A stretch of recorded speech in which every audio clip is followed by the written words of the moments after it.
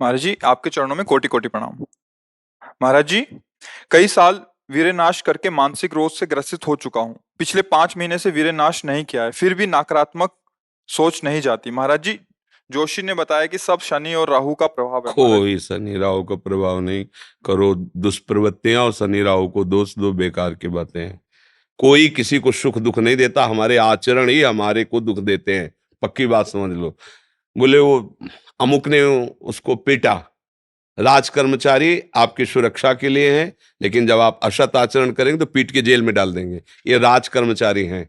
शुक्र, शनि, राहु, केत, ये सब राज कर्मचारी हैं। असद आचरण वालों को जलाते हैं, दंड देते हैं।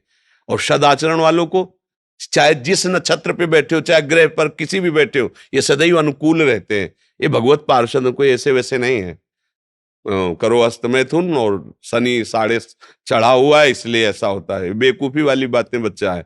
अभी अवस्था है तुम्हारी वीरपात करने की।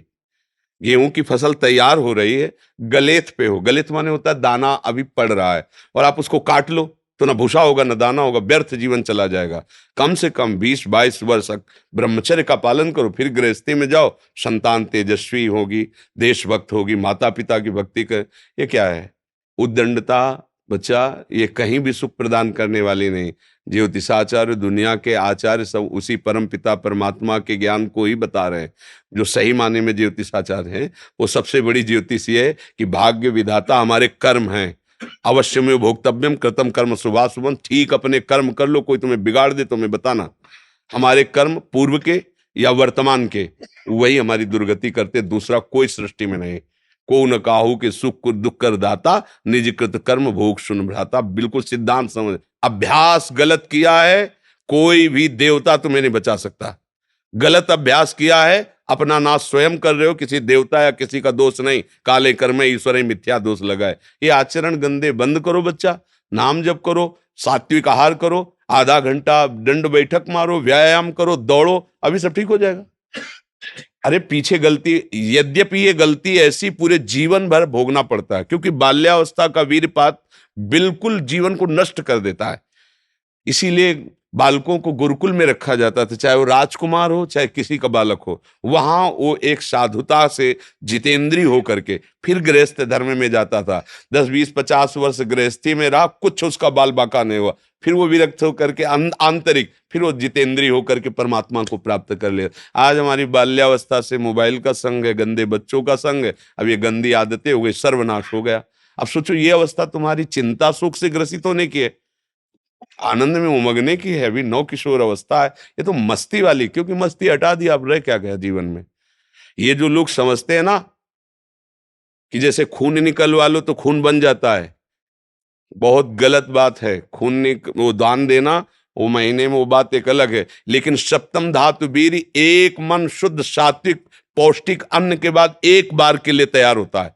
और यहां बच्चे खिलवाड़ में 2-2 3-3 बार रोज। अब क्या होगा? उनका हड्डियों तक की सामर्थ्य नष्ट हो जाएगी, कुछ दिनों बाद देखना बंद हो जाएगा, ऐसे चौंधियाने लगोगे, खड़े होने में चक्कर आएगा, कमर दर्द करेगा, पैरों में टूटन बनी रहेगी, दिमाग में टेंशन बनी रहेगी, पढ़ोगे तो कुछ याद नहीं रहेगा, स्मृति नष्ट होने लगेगी, एक नास्तिकता छा जाएगी।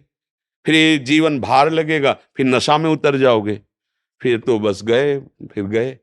तो अब कौन मानता है संत महात्माओं की बातों को? समझाते हैं तो साधु महात्मा है तो अब अलग बात करते हैं। नहीं, हर बहन भाई को 20 वर्ष तक नियम पूर्वक ब्रह्मचर्य रहना चाहिए। ये जो व्यवहार चला है, अब क्या है कि कुछ भी बोलो तो जबान पे लोग अंकुश की, वो तो ऐसा बोल रहे। ये जो मोबाइल की सुविधा और उसमें सब गंदी बातें देखना, अब आप पढ़े लिखे हो, सर्च करो, सब आ जाएगा। ये जीवन का नाश कर देने वाली बातें हैं बच्चों के। माता पिता को इन पे सावधान रह करके अंकुश करना चाहिए, क्योंकि वो इस समय उन्मत्त हैं बच्चे, उनको वास्तविक सत असत का ज्ञान नहीं है। तो वो अपना ही अहित करने के लिए अपना सुख समझते हैं, अपना अहित कर रहे हैं, अपना सुख समझ रहे हैं। ये तो कहो भगवान की आपके ऊपर कृपा है जो आप हिम्मत करके अपनी बात यहाँ कह रहे हो। पर फिर भी अबलो नशानी अबना नशे हो, सावधानी से चलो। पर हम जो कह रहे हो मानो। आधा घंटे व्यायाम निश्चित करो, सबको करना चाहिए, चाहे स्त्री शरीर हो चाहे पुरुष शरीर हो। एक बार शरीर को बहुत एक्टिव करना चाहिए। ये शरीर हम नहीं है।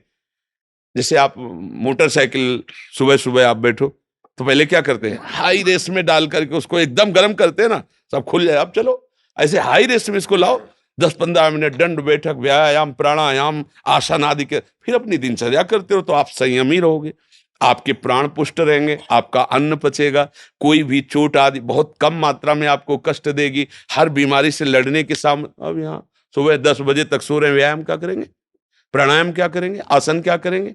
सूर्य जिसके सोने पर उदय हो गया उसकी आयु, बुद्धि, स्त्री, कांति सब क्षीण हो जाती है। कौन मानता है? रात्रि के 2-2, 3-3 बजे तक जगना और सुबह 10-11 बजे तक सोना, ये दिनचर्या है। तो हमारी राय है सात्विक भोजन कीजिए और व्यायाम कीजिए। करते हो व्यायाम? है? हाँ, कभी ये कोई ऐसा तो, और कभी कभी जो व्यायाम करते हो बीमारियों का निमंत्रण देते हैं। आज आप लगाओ 20 दंड और 50 बैठक और 5 दिन छोड़ दो, पूरा शरीर दर्द करेगा, फिर लगाओ, फिर वह दर्द करेगा। रोज अगर नियमित करोगे तो वही पच करके आपके शरीर को पुष्ट करेगा। ये शरीर दुर्लभ बात है, दुर्लभो मानुषो देहो, लेकिन एक क्षण में नष्ट हो जाने वाला है। इसकी दुर्लभता है, संयम नियम से चलकर स्वरूप बोध कर लो या भगवत भजन करके भगवत प्राप्ति कर लो। अगर ये नहीं तो फिर क्लेश ही क्लेश, अशांति ही अशांति है। अभी सावधान हो जाओ। बिगड़ तो गया, अब ये नहीं कह सकते कि अभी कुछ नहीं बिगड़ा, बिगड़ गया। अगर कभी 25 वर्ष के बाद गलती हुई है तो हम उसे कह सकते हैं कुछ नहीं बिगड़ा, क्योंकि तुम्हारा पुष्ट है जीवन पूर्व से, अब आगे बढ़ो। लेकिन बच्चापन से ये जो रोग लग रहे, 13-14 वर्ष का बच्चा है और उसकी हालत ये है कि उसे वैद्य के द्वारा औषधियां दिला करके उसे ठीक करने की चेष्टा कर रहे हैं। क्या हुआ? ये 13-14 वर्ष की अवस्था, इसमें तो उधर वृत्ति ही नहीं जानी चाहिए, मस्ती होनी चाहिए, एक अलौकिक मस्ती। ये किशोर अवस्था है, पर आचरण और संग ऐसे हो गए कि अब कैसे कहें। सात्विक आहार करो, व्यायाम करो और थोड़ा भगवान नाम जप करो। माता पिता के चरण छूते हो? नहीं, माता पिता के चरण नहीं छूना, माता पिता की अवहेलना करना, कहां से बुद्धि आएगी? अपने बुजुर्गों को प्रणाम करना, संतों को प्रणाम करना, माता पिता, रोज बुद्धि शुद्ध होती है। प्रातः काल उठ के रघुनाथा, मात पिता गुरु नाम ही माथा, तो ये सब लिखी बातें रह गई। नए नए बच्चे हाय हेलो शुरू है, मिलेंगे तो क्या कहे, पहले कहते जयराम जी की, नहीं गांव में कहते थे राम राम भैया, राम राम कहते, अब क्या कहते, हाय तुम्हारा दुर्भाग्य हमारा दुर्भाग्य। ले बच्चे नहीं कहते हाय, हाय जानते हो कब का, हाय ये हो गया, मतलब बुरे को कहते हैं हाय, और यहाँ शुरुआत में भी कहेंगे कि हाय, कि हमारा तुम्हारा दोनों का दुर्भाग्य है हाय। और पहले कहते राम राम, तो वो भी बोले राम राम भैया राम राम, 4-6 बार नाम हो गया, कितना मंगल नाम हुआ।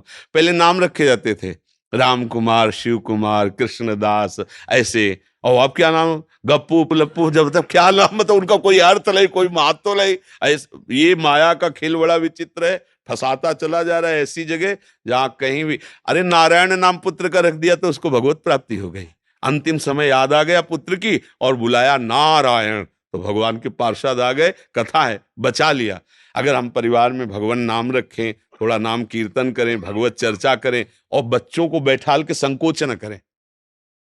माता पिता को चाहे, एक हम जानकारी के भक्त, वो अब संन्यास ले चुका है बच्चा, वो उसकी माँ ऐसे समझाती जैसे मित्र से कि देखो बेटा तुम जवान हो रहे हो, तुम्हारा मन ऐसे भोगों की तरफ जाएगा, ऐसी ऐसी क्रियाएं भोगों की होती हैं, क्या तुम शुरू कर दिए? तो उसका नहीं मम्मी। क्या क्या तुम्हारे मन में ऐसा आता है? आता तो है, बिना हमारे, हम तुम्हारे मित्र भी हैं, तुम्हारी माँ भी है, बिना हमारी अनुमति के तुम ऐसा मत। आज वही सन्यासी है, वो जब हमसे बात करे तो हमका प्रणाम है तुम्हारी माँ को, बोले मुझे अगर संभाला तो मेरी माँ ने संभाला। मतलब बचपन से बैठाल कर हमको सारी बातें बताती रही कि ऐसी ऐसी गलतियां होती, ऐसी ऐसी बात होती, तुम्हारे अंदर तो नहीं, तो हमका इच्छा है पर अभी नहीं है। आज उसने उसको सन्यासी बनाकर खड़ा कर दिया, भगवत मार्ग का पथिक बना दिया। मंदालसा ने अपने चारों पुत्रों को ब्रह्मबोध करा दिया। माता पिता का प्रथम रोल होता है। अब वो शर्म लिहाज इसमें क्या करना, बच्चा हमारा गड्ढे में गिरने जा रहा है, हम शर्म लिया, बैठा लो उसको पास में। देखो मोबाइल में गंदी चीजें तो नहीं देखते, गंदे बच्चों को संग तो नहीं करते, अगर आप ऐसा करते हैं तो नहीं करना चाहिए। उनका मैसेज देखें, उनका मोबाइल देखें, उनकी चेकिंग करें, उनकी मानसिकता को समझे। गलत हो गए हो तो उनको प्यार दुलार से, बड़ी कोई बात नहीं, गलती सबसे होती है, सुधार करो, मतलब उसको इतना पुष्ट करो कि वो बोझा ना लादने पावे और आगे निकल जाए। भाई इतनी फुर्सत का है माता पिता, वो अपने ही मनोरंजन से फुर्सत ले, वो अपने ही मन को संभालने में परेशान है। इसलिए अच्छा है बच्चा, सावधानी से चलो, अब कभी मत करना। क्योंकि इस क्रिया में क्या होता है कि नस नाड़ियां इतनी कमजोर हो जाती हैं कि फिर आगे चलकर आप करोगे भी नहीं, पर वो शक्तिपात हो जाएगा, मतलब नष्ट हो जाएगी वीर शक्ति।